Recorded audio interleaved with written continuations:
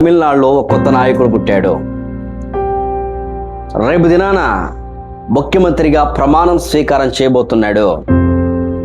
ఎన్నో అవమానాలు, ఎన్నో నిందలు, ఎన్నో బాధలు పడుతూ ఈరోజు నాయకత్వ లక్షణాన్ని చేపడుతూ వచ్చాడు. దానికి కారణం ఏమిటో తెలుసా? దేవుని యొక్క ప్రజల యొక్క ప్రార్థన. అలాగే దేవుని సేవకులు తన గురించి ప్రవచించిన ప్రవచనాలు. అంత మాత్రమే కాదు, అతను యేసుక్రీస్తు గురించిన భయభక్తులు చూపే విధానం. Praise the lord. 2 సంవత్సరాల క్రితమే జోసెఫ్ విజయ్ గురించి ఒక ప్రవచనాన్ని విడుదల చేయడం జరుగుతూ వచ్చింది. నల్లదే నడకు, వెற்றி నిశ్చయం. క్రీస్తు శ్రేష్టమైన నామముపేట మీ అందరికీ నా హృదయపూర్వక వందనాలు. ప్రియమైన దేవుని ప్రజలారా, ఈ మధ్యాహ్న కాల సమయంలో కొన్ని విషయాలు మీతో పంచుకోవడానికి నేను మీ మధ్యకు రావడం జరుగుతూ వచ్చింది. ఏమిటి అంటే, ఈ మధ్య కాలంలో మీరు 5వ తారీఖు 4వ తారీఖు అనుకుంటా, జోసెఫ్ విజయ్ అనే ఒక వ్యక్తి చాలా సీట్లు గెలుచుకొని సీఎంగా తాను తమిళనాడుని పరిపాలన చేయడానికి సిద్ధపడుతూ వచ్చాడు. మీ అందరికీ తెలిసిన విధానం ఏమిటో తెలుసా? అతన్ని నేను చాలా రోజుల నుంచి గమనిస్తూ ఉన్నాను. అతని గురించి చాలాసార్లు తన యొక్క పరిపాలన గురించి ఏమి జరగబోతున్న విషయాలు కూడా పంచుకుంటూ వచ్చాను నేను మీతో. చాలా సందర్భాల్లో తన గెలుపు గురించి కూడా మాట్లాడడం జరుగుతూ వచ్చింది. అయితే క్రిస్మస్ దినాన డిసెంబర్ 25వ తారీఖు క్రిస్మస్ దినానికి ముందుగా సెమీ క్రిస్మస్ పెట్టారు విజయ్ గారు. పెట్టినప్పుడు అక్కడ చాలామంది క్రైస్తవులు వచ్చారు, దేవుని సేవకులు వచ్చారు. చాలామంది వచ్చి అక్కడ మాట్లాడుతూ ఉన్నారు. వారిలో ఒక ప్రాముఖ్యమైన దేవుని సేవకులు మాట్లాడుతూ, అయ్యా మీరు 2026లో నాయకత్వం వహిస్తారు అని మాట్లాడుతూ వచ్చాడు. ఆ సమయమున ప్రార్థన చేస్తూ వచ్చారు తన కోసం. உண்மையை சொல்லுகிறோம். 2026 வருஷத்திலே நீங்கள் முதல்வராய் வருவீர்கள். இது தீர்க்கதரிசனமான வார்த்தை. தேவன் உங்களை ஆசீர்வதிப்பார். இந்த தமிழகத்துக்கு ஒரு பெரிய காவலாய் அவர் నమ్ముతున్నాను. తను చాలామంది అనాథలను, అంగహీనులను చేర్చుకున్నాడు. ప్రేమతో ప్రేమిస్తూ వచ్చాడు. ఆ విధానాన్ని బట్టి తను దేవుని కొరకు ఏదో చేయాలని తాపత్రయం కలుగుతూ వచ్చాడు. తమిళనాడు ప్రజలు చాలా జ్ఞానవంతులు. మత ఉన్మాదాన్ని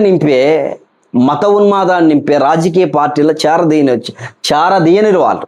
అందుకే తమిళనాడు ప్రపంచంలో ఉన్నతమైన స్థాయిలో ఉంది. తెలుసా మీకు?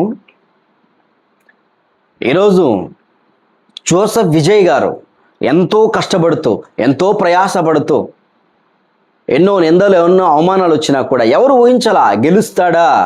ఎవరు ఊహించలా. ఎవరు చెప్పినవారు కాదు, ఎవరు మాట్లాడినవారు కాదు. అందరూ ఎవరెవరు వస్తారు చెప్తూ వచ్చారు. కానీ జోసెఫ్ విజయ్ గురించి ఎవరు కూడా చెప్పలేని పరిస్థితులు. కానీ ఆ దినాలలో చాలా సంవత్సరాల క్రితం జోసెఫ్ విజయ్ గారు పార్టీ పెట్టబోతున్నప్పుడు నేను ఒక వీడియోని చేయడం జరుగుతూ వచ్చింది. దానిలో కొన్ని మాటలు పంచుకోవడం జరిగింది. రాబోయే దినాలలో 2026లో జోసెఫ్ విజయ్ గారు సీఎంగా నిలబడతాడని చెప్పడం జరుగుతూ వచ్చింది. ఈరోజు దేవుని యొక్క కృపా కనికరము తమిళనాడు గవర్నమెంట్, తమిళనాడు ప్రజలు మంచిగా పరిపాలన చేయాలని ప్రార్థన చేద్దాం. మనం తమిళనాడులో మనలాగా క్రైస్తవుల మీద దాడులు ఉండవు. తమిళనాడులో ఇంతకుముందు సీఎంగా గెలిచిన ఉదయనిధి స్టాలిన్ వారు కూడా క్రైస్తవులకు ఎంతో అండగా ఉన్నారు. మన ఆంధ్ర, తమిళనాడు ఆంధ్ర, తెలంగాణ, కర్ణాటక లాగా ఉండదు వాళ్ళ పరిస్థితిలో. అక్కడ క్రీస్తు అంటే పిచ్చి వాళ్ళకి. ప్రతి ఒక్కరూ సినిమా యాక్టర్లు చాలామంది యేసుక్రీస్తుని అంగీకరించిన వారు. అక్కడ ప్రతి వ్యక్తి యేసుక్రీస్తుని అంగీకరించిన వారు. రాబోయే దినాల భవిష్యత్తు ఇప్పుడు భారతదేశంలో కూడా, మన ఆంధ్రాలో కూడా ఎందుకు మన మీద ఎంత భయంకరమైన పరిస్థితులు, ఇంత భయంకరమైన దాడులు జరుగుతుంటే మనం యూనిటీగా లేని కారణం వలన. కాబట్టి యూనిటీ అనేది మెయింటైన్ చేయాలి. మనం భారముతో ప్రార్థన చేయాలా, దాని గురించి ప్రభు దగ్గర అడగాల, దేవుని సన్నిధిలో ఉన్నతమైన కృప ద్వారా ప్రార్థన చేస్తూ ఉండాలి. జోసెఫ్ విజయ్ ఎన్నో నిందలు వచ్చాయి, ఎన్నో అవమానాలు వచ్చాయి. వాళ్ళ నాన్న త్రోసివేశాడని, భార్య వదిలిపెట్టిందని, ఎన్నో రకమైన నిందలు అవమానాలు కలుగుతూ వచ్చాయి. కానీ తను ఒక దినాన్ని అంటా ఉన్నాడు, ప్రైజ్ ద లార్డ్. ఒక మీటింగ్ పెట్టాడు, ప్రైజ్ ద లార్డ్, దేవునికి స్తోత్రం కలుగాక, మంచిదే జరుగును, మంచిదే జరుగును, గుడ్ థింగ్స్ ఈజ్ కమింగ్ అని చెబుతూ మాట్లాడుతూ వచ్చాడు. దేవుడు సహాయం చేస్తూ వచ్చాడు. ఒక వ్యక్తి ఎన్టీఆర్ గారి తర్వాత సినిమా యాక్టర్లో ఇంత ఉన్నతమైన స్థితిలో నిలబడి, ఒక వ్యక్తి నిలబడి ఎంత ప్రజల మన్నన పొందాడంటే సామాన్యమైన విషయం కాదండి. పెద్ద అగ్రకులమా లేకపోతే హోదా కలిగినోడా కాదు.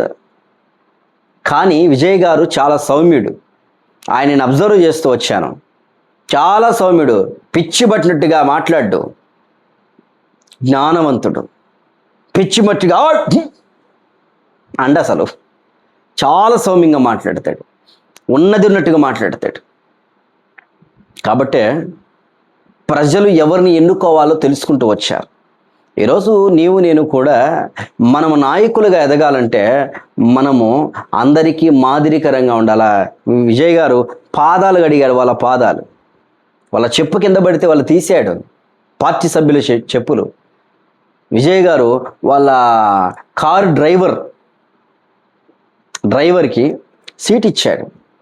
ఇంకా చాలామందికి అనుకున్నారు ఏం గెలుస్తాడులే, 2 సంవత్సరాలు అయింది పార్టీ పెట్టి, పెద్ద అనుభవజ్ఞుడు కాదు కదా అనుకున్నారు. కానీ పటాపంచలు చేశాడు. విజయ్ గారు అంటారు, నువ్వు ఎవరిని నమ్ముకున్నావు అంటే, నేను యేసుప్రభుని నమ్ముకున్నాను, యేసుక్రీస్తు నాకు పెచ్చు. జోసెఫ్ విజయ్ యేసుక్రీస్తుని విశ్వాసం ఉంచిన బిడ్డ. కాబట్టి రాబోయే దినాల్లో తమిళనాడు గవర్నమెంట్ పరిపాలన గురించి భారంతో ప్రార్థన చేద్దాం. దేవుడు సహాయించినట్లు, కనికరించినట్లుగా మన ఆంధ్రాలో కూడా. నేనంటాను, పరిపాలన వచ్చిన తర్వాత క్రైస్తవులకు వెనక వీపు చూసి వెళ్ళిపోవద్దు. విజయ్ గారు వెళ్ళిపోవద్దు, కష్టం. నీ జాతి ప్రజలకు ఇబ్బంది ఏర్పడిందా మాట్లాడు, నీ క్రైస్తవులకు ఇబ్బంది జరిగిందా మాట్లాడు, నీ తమిళనాడు ప్రజలకు ఇబ్బంది జరిగిందా మాట్లాడు, కులమును మతమును చూడకుండా మాట్లాడు, న్యాయమును విచారించు. బెల్ట్ షాపులు తీసేయి, బ్రాందీ షాపులు వద్దు, దానివల్ల పాడైతాయి. ఇవి జరగాల్సినవి. మెడికల్కి మంచి స్థాయి ఇవ్వాలి. చూద్దాం రాబోయే దినాలు ఎలా జరుగుతుందో, ఏ విధంగా జరుగుతుందో. మంచి పరిపాలన కొరకు మనం ప్రార్థన చేద్దాం, దేవుడు సహాయం చేయనట్లు. పరిశుద్ధుడైన దేవా, మీ ఇచ్చిన గొప్ప రక్షణ స్తోత్రం. బ్రతిమలాడుతున్నాను, సహాయం చేయండి నాయన, కృప చూపించండి. మీ వైపు చూస్తూ ఉన్నాను, బిడ్డ నీ వైపు తిప్పండి, మీ కొరకు నడిపించుకొని కృప దయచేయండి. ప్రజలు నమ్మారు, ఆ నమ్మకాన్ని వమ్ము చేయకుండా సహాయం చేయండి. యేసుక్రీస్తు నామమున ప్రార్థన చేస్తున్నాను తండ్రి.